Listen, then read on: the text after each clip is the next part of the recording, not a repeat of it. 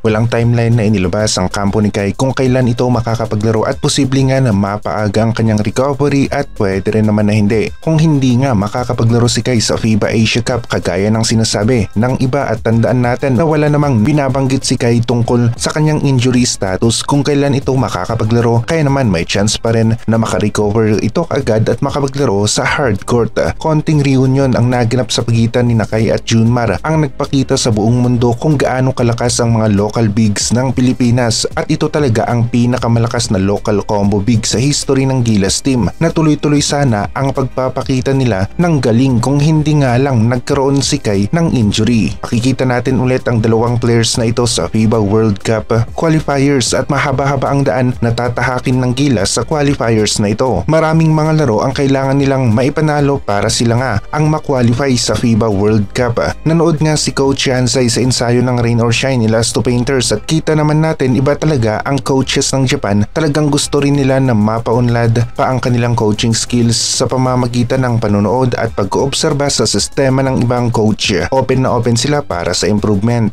Dahil sa biro ni Coach Yang ay nagsilabasan ang mga usap-usapan at mga komento ng mga fans kung saang PBA team maglalaro si Kai at hindi naman malayo na mangyari ito sa hinaharap, meron pa rin yung possibility. Hindi naman maiiwasan na kabahan o mangamba ang mga Filipino basketball fans sa paparating na FIBA Asia Cup dahil nakita nila ang laro ng Gilas sa last window ng Asia Cup qualifiers. Hindi talaga maganda, tinalo pa sila ng Chinese Taipei. Nakitang-kita naman na kayang-kaya nilang talunin. Sana kung hindi lang sila nalamangan ng malaki. Nagawa ng Gilas na makahabol pero kinabos pa rin sa oras sa fourth quarter. Dahil sa panalo ng Chinese Taipei laban sa Gilas ay nagkaroon ang mga ito ng kumpiyansa na kanilang magagamit sa FIBA Asia Cup na mas magpapalakas sa kanila kasama ng malakas na lineup at tamang preparasyon, kaya isa pa rin ang Chinese Taipei sa malakas sa ating grupo ngayon. Kagrupo natin ang team ng Chinese Taipei sa FIBA Asia Cup kaya mahalaga na makarespak ang Gilas kontra sa team na ito. Selyuhan nila ang 7-footer ng Chinese Taipei, huwag nila itong papormahin sa loob ng paint at nakikita natin na kaya naman ito ni Junmar at AG Etu. Kapag naging pulido ang chemistry ng dalawang players na ito sa sistema ni Coach Team, magkakaroon sila ng magandang depensa at opensa kapag sila nga ay nagtulungan sa FIBA Asia Cup at merong chemistry. Kung wala ang 7-footer ng Chinese Taipei ay walang panama ang team na ito kontra sa Gilas at nasamahan pa nga ng isang exempted na naturalized player, kaya naman